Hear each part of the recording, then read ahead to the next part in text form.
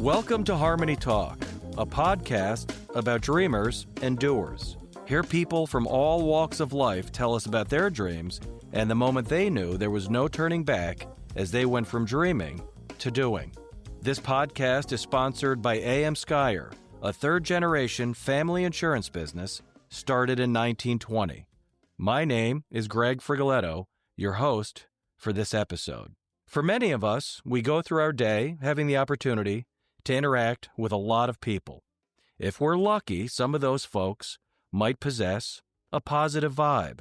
If we're really lucky, we might even find some that absolutely have the ability to light up a room. Today, we will hear from one of those people. In fact, for this episode of HarmonyTALK, I feel like I'm actually introducing sunshine. I'm absolutely thrilled to welcome health and fitness guru Stacy Brown. Stacy is a seasoned veteran of the health and fitness industry with over 39 years of experience teaching classes and coaching clients. She has been teaching a variety of yoga classes since 2004 to include, in part, core, aerial, plus, strength, and restorative yoga. Stacy has a bachelor's degree in exercise science and is a level 2 fascial stretch practitioner. If she isn't teaching yoga classes or stretching clients, you can find her personal training, her clients from around the globe through her online training company. Stacy, welcome to HarmonyTALK. Thank you. I'm really thrilled to be here. It's a pleasure for us to have you. And to begin, Stacy, just as a reminder, this is a podcast that looks to inspire by sharing stories, like your story, that demonstrate that dreams can become a reality, even when there are great obstacles to overcome. In other words, dreamers become doers. Now, you've been in the fitness world for a long time, and if we begin at the dreaming part of your story, what I'd like to know is, was there a moment in time that you remember, the light bulb going on, or maybe instead there was someone that influenced you to head down that path? It was funny. I was thinking about that question last night, and I can remember as a little girl growing up in northeastern Pennsylvania, just spending a lot of time outside and hiking and helping my father chop wood. And I can recall thinking about what I wanted to do when I grew up. And I always thought I wanted to be a doctor. And I think it was because I wanted to help people feel better and get stronger. And I didn't really quite know what that looked like at that time. And sadly, I struggled through high school, and it wasn't until I moved away and started going to college that I realized my athleticism and my desire to help people could be used in a different way that didn't involve medical school. It's interesting you talk about struggling in high school. One of the greatest lines I think I've ever heard was from a high school student when asked, "What do you want to do with the rest of your life?"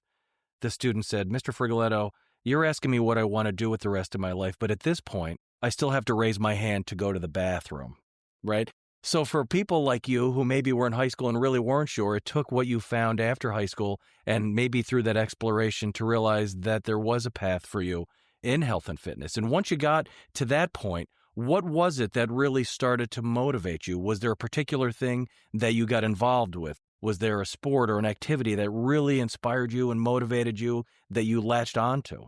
I so relate to what that boy said, because I recall thinking, how could I ever be successful when I struggled to get C's and B's in high school? And while I was in college, I started teaching fitness classes. And I can remember having a headset on like I do right now and being in front of a room full of people. I was always a cheerleader and a gymnast in high school, and getting people to move and watching their faces like light up with joy and happiness and talking. And then all that time, they're actually getting healthy, doing what they're doing. If you could have told me 40 years later this year that I would still be doing that and then actually go to college and graduate at the top of my class, summa cum laude, with my degree in exercise science that just supplemented what I was doing and that path that began, I would have not believed it. But I think it was making people smile and just seeing the happiness on their face by moving. And I think that's what happens when we exercise, we take care of ourselves, and it just became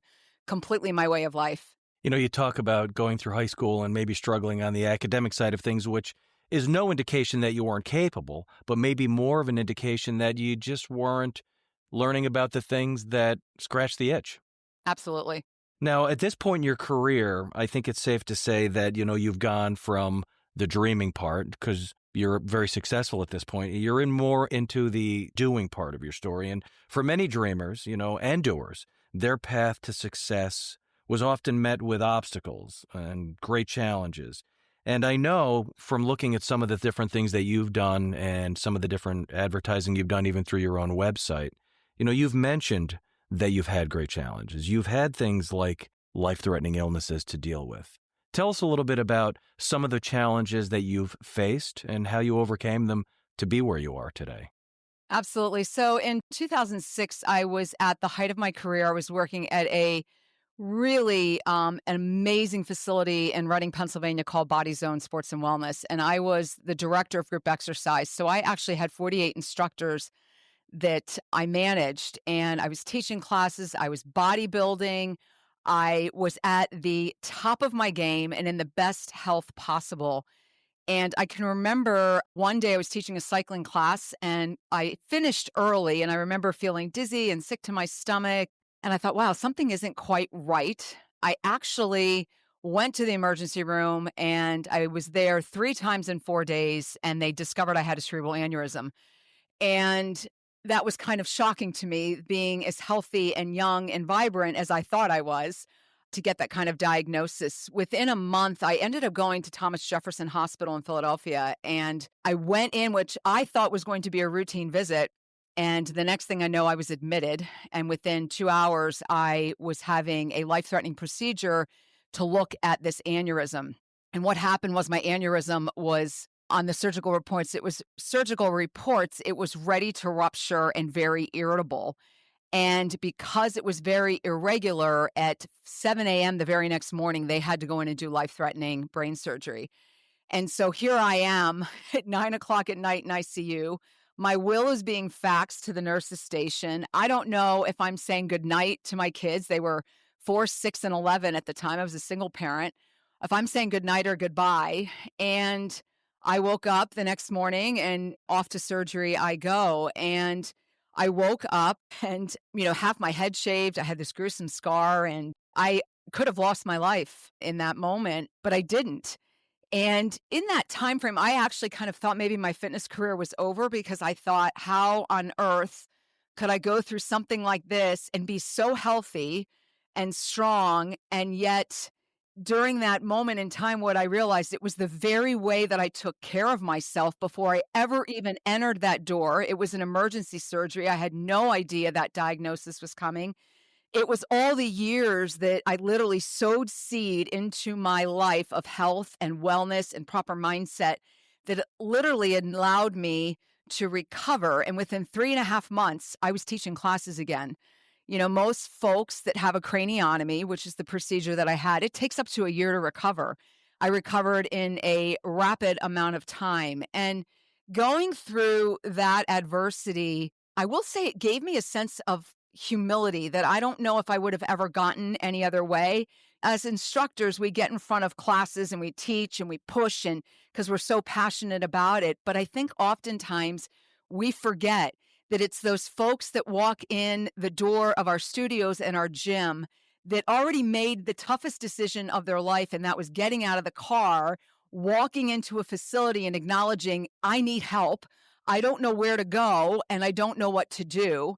And it almost put me in those shoes of those very people that I was serving all those years, but never really thought about it, if that makes sense. And I found that, I went back to the gym after 7 or 8 weeks, and here I was lifting, I don't know, 25, 30-pound dumbbells overhead, and I'm using 3-pound weights. And, here I am running on the treadmill and before the surgery, and I have to go literally walk on the treadmill at like 5.5 miles per hour. So talk about being humbled. And standing here today, almost 20 years later from that very time, I can tell you I would never be where I am today had I not walked through that, because it just gave me a compassion and an empathy for people. There was no other way. I don't know if I could have accessed that. So yeah, it's really amazing to be on this side of it and see how walking through something so dark and difficult and not giving up got me to where I am now. It's part of my story. As you're talking through that story, and it's amazing, and it actually is a great segue into the next thing I wanted to cover, but I'm thinking, in life and athletics, let's say, oftentimes you'll hear people say that there's some sort of ratio between mind and body. With what you went through, there is some share of the health you had going into it and the mindset you had going into it. And clearly, the separation of the two or the combination of the two helped you recover and helped you move forward. And I would imagine for you, it was probably just as much of your physical health going into it as it was how you view life on a positive side of things. And you're actually wearing a shirt right now that says life isn't always sexy. That's why I get Flexy. And in a moment, I'm going to want to explore exactly what it means to get Flexy. But first, I'd want to say that as an educator, I often remind folks that everyone that walks through our doors on any given day is dealing with something. And there absolutely are no exceptions. This includes many, I'm sure, if not all of the clients that walk through your doors, and you've just kind of alluded to that a little bit. And I'm not just talking about the clients that you have that might have physical challenges they're trying to overcome. It's about so much more than that. One of the messages I've seen in your posts for your studio is, it's really actually quite lovely and inviting to me, but it says as follows: come as you are, heal where you need, blossom what you choose, journey toward your calling. You belong here, you are worthy, you are loved. And clearly, there is a lot to the Get Flexy mindset. And if you could, tell us how you describe what it means to get Flexy. And there's a lot there. There's a lot to unpack, right? But if you could, tell us about what it means to you to get Flexy, and what would you want to share with people listening today? Absolutely. So it's really quite a remarkable story. We're actually sitting right now in this brand new studio. This is my second week here. I spent 37 years of my career in the Philadelphia area, and I moved back home in 2021, home being Honesdale here. And I came back thinking I was opening up a yoga and fascial stretch therapy studio. And the name of my company was Get Flexy. And because at that point, the company was all about flexibility. And whether it was me stretching you or whether you were coming in for yoga, I saw a need in our community that there wasn't an in-person yoga studio at that time. And I decided I was going to take a leap of faith. And I felt like I was really being called back home. And so I opened up the studio. And 2 months after I opened, I got COVID and almost died. Again, I had a life-threatening illness. It took me about 2 or 3 weeks to recover from that. And within the next month and a half, I started to lose all of my hair. I lost 25 pounds. I wasn't sleeping, and I got long haul. And that's a whole nother story that we can save for another time. But I had to close my studio 7 months after I moved back to my hometown. I had to close. And so in that time frame, I thought, well, maybe my fitness career is over. Again, I had another challenge, another hurdle, another mountain I had to climb. I finally got an opportunity to reopen my studio in 2023. And when I did, we started with yoga and fascial stretch therapy. It was awesome. We had a great little studio on Main Street. But during that time, I noticed that there was a shift going on in our industry that I hadn't noticed before. And that was that strength training is becoming, we now have scientific data to support that strength training is by far the most important thing that we do for our physical body. I know that personally because of what I went through with my brain surgery. As I said to you earlier, I was bodybuilding. I was in the top shape of my life. And never did I realize in that moment that the extra muscle that I had on my body from all of those years in the gym was actually one of the things that helped save my life. And so I started to kind of try to understand, how can I bring that in to the equation of Get Flexy? And so when I took the time to really sit back and think about where I wanted to go, how I wanted to drive my ship, I think part of being an entrepreneur is really understanding that your business model can change over the course of time. And a lot of it has to do with the community that you're in and the needs that you see. And I feel like I've been really, really blessed by God to get a kind of a vibe on what is going on, what is coming forth, and what the needs are of the people in the community that are around me. And so I made the decision that I was going to bring strength training classes into my Get Flexy brand and business. And I did that in December and it exploded. And so I ended up getting this amazing space. And in this space, I transformed my studio from Get Flexy, yoga and fascial stretch therapy, to Get Flexy Fitness Studio, strength, stretch, and soul. And so those three words have such a valid meaning to me because the strength training, we know now that, and there's scientific data to support it, that skeletal muscle is the organ of longevity. And I feel like I'm a living, breathing proof of that. So we have the strength training here. We have the stretch therapy. We have yoga. And I always say to people, well, why is it important to be flexy? Well, we need to learn how to be bendable, which is what being flexible is, without breaking. And so we have that piece to our puzzle now. And then adding the soul piece to me means I tie the soul piece not into the spiritual person, which is so vitally important, but it's also the food component that we need to look at, I believe, our nutrition, our food, how we fuel our body from more of a perspective of how am I feeding my soul? You know, we know that additives, preservatives, junk food, they really don't do anything for our energy. They don't do anything for our health and our organs. And so being in this space now, I am literally bringing in the three components that I feel are so vitally important into the practice of what we do here. And it's just the response from the community has been amazing. I think we all know that we need to move more. We all know that we need to eat less. We all need to be a little bit more mindful about what's on our fork going into our mouth.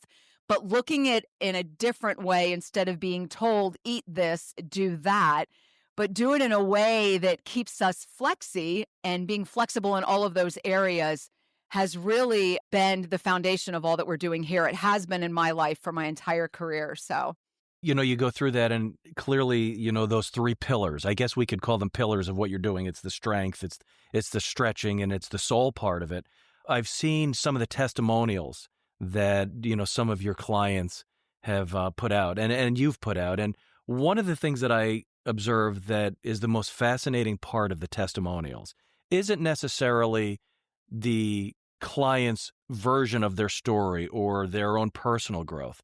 The best part of this testimonials is me watching the expression on your face as they're telling their story, because your facial expression tells your story. Like the joy that I see that you have in what you've done with those clients and how it's impacted their lives is really something special. And if you could, I guess I could ask, what's the favorite part of your job?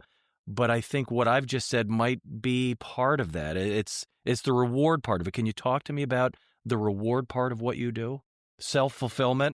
sure, I would have to say that most folks that I work with, they'll tell you they've tried Weight Watchers or this fad for weight loss or this bar. They've tried everything and have not been successful.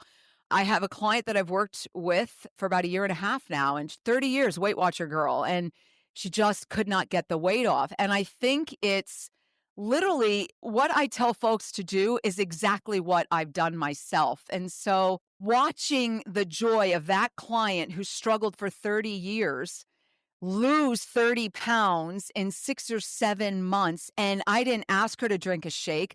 I didn't ask her to go to the gym 5 or 6 times a week. I didn't ask her to do anything crazy, but to think about how she could just move a little bit more and watch what she was putting into her mouth and how it transformed her life, and just the delight in their eyes and the joy in their face and the giggling. And I feel like we've missed that. I think the pandemic took so much from us. I think that, most folks are working out at home.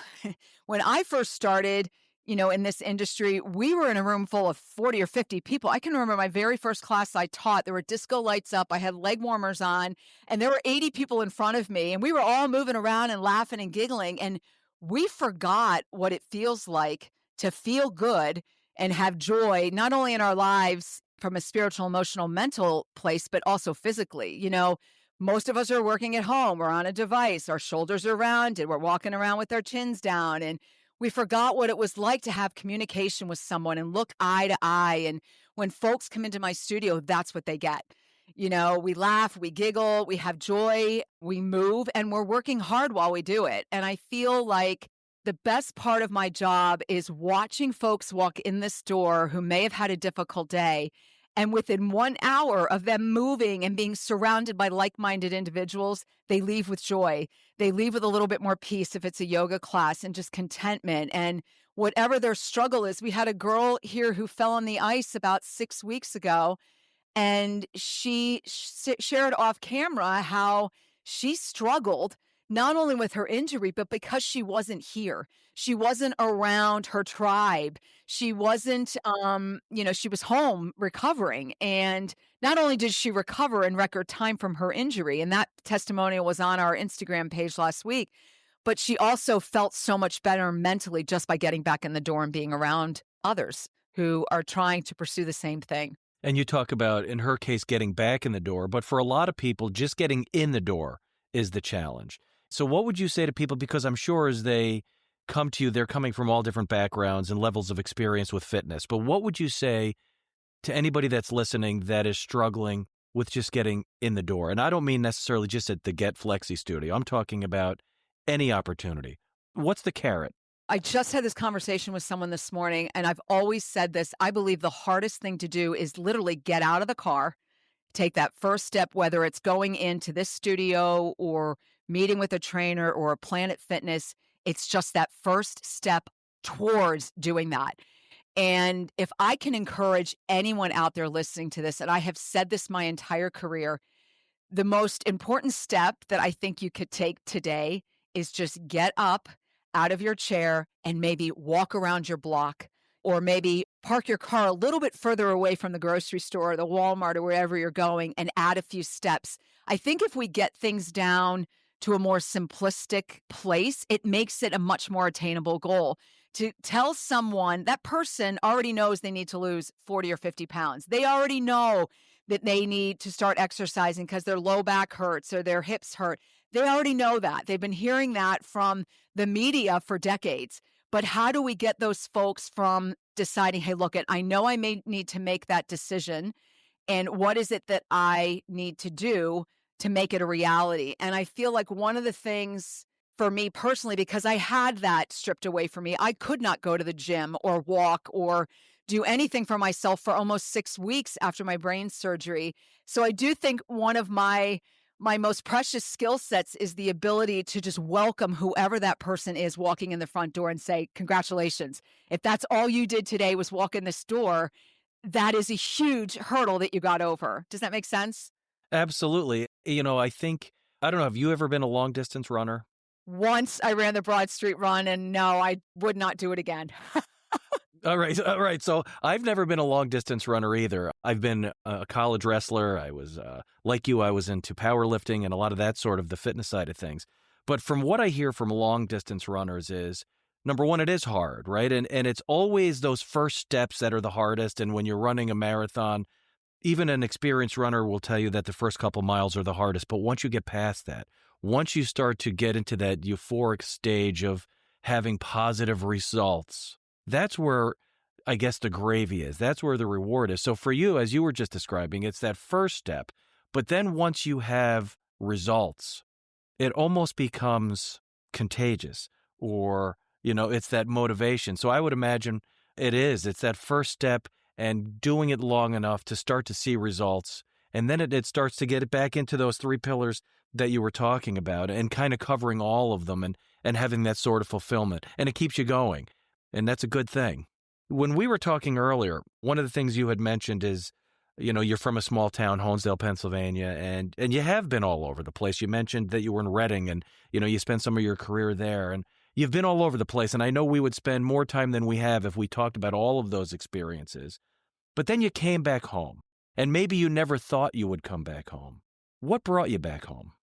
I was living in Minnesota for 10 months during the pandemic. My son, it's a long story. He left home when he was 16 years old to go to school out there to play a very high level of ice hockey. And when he left, I promised him that his senior year, I would move out there so he could live with mom and not a host family. And so I did. And that was September 21.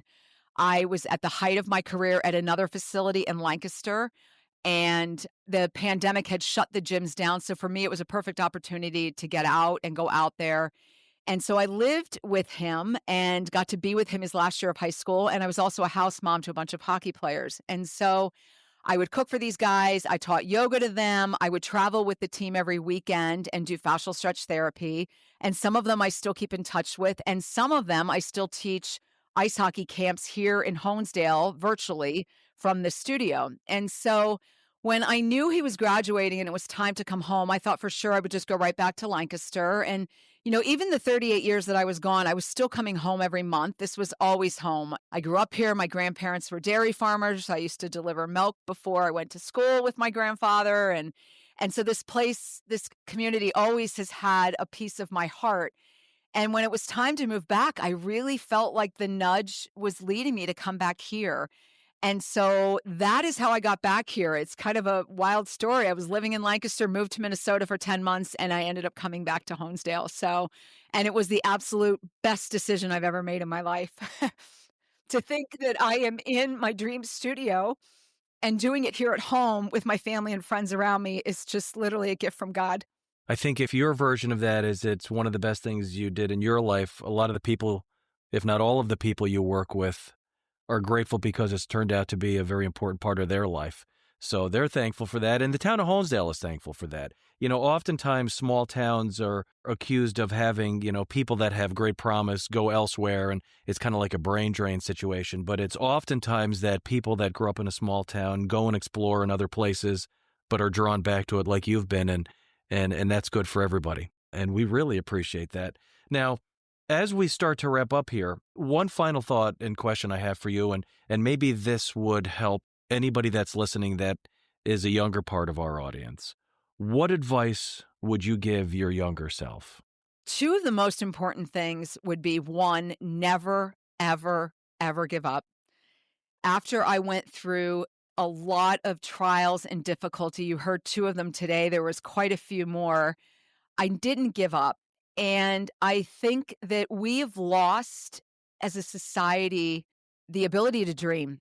And, as I sit here now and I look behind me, 11 years ago, I was in probably one of the darkest places of my life. I had this beautiful 3,200 square foot studio. It was doing very, very well. And I had a 14-year-old son who was battling anxiety, depression, and sadly suicide. And I was trying to manage a business and also manage what was going on at home. And I had to make the difficult decision to walk away from my company and close. And I was very quiet. I never told anybody about that because what I was dealing with my son was so sensitive. And unbeknownst to me, Pinterest came out, I think, in around 2008, 2009. I started saving pictures then of what I wanted my next studio to look like. And what you're looking at behind me are the very pictures that I saved 11 years ago. I found them 3 weeks ago as I was looking through pictures and ideas of what I wanted to do in this space. I was saving these pictures 11 years ago when I thought maybe my career in fitness was over. So I think it's important to have vision. I think it's important not to give up. I think it's really important to not only have humility, but to believe that we all carry something so precious and special, and I call that purpose. Every single person that walks in my door has purpose, and I feel like all that I've gone through has done nothing but solidify my purpose in what I'm doing, and because I didn't give up, I was given the responsibility and the privilege of creating this to help others perhaps find theirs. I think once we get healthier mind, body, and spirit, once we take those steps forward and set goals for ourselves that we're going to be healthier tomorrow than we are today, once we're able to, then the purpose that we desire, we dream about, comes with a lot more ease, if that makes sense. No, it makes absolute sense. And as you know, this podcast is about dreamers and doers. And Stacy, I would like to thank you for sharing your story with us and reminding us that dreamers can become doers. And I applaud you for sharing your story with honesty, and you inspire and motivate everyone around you to realize that no matter what the challenge, it is possible to get through it and feel and be better. And on behalf of all of us at HarmonyTALK, thank you for being with us.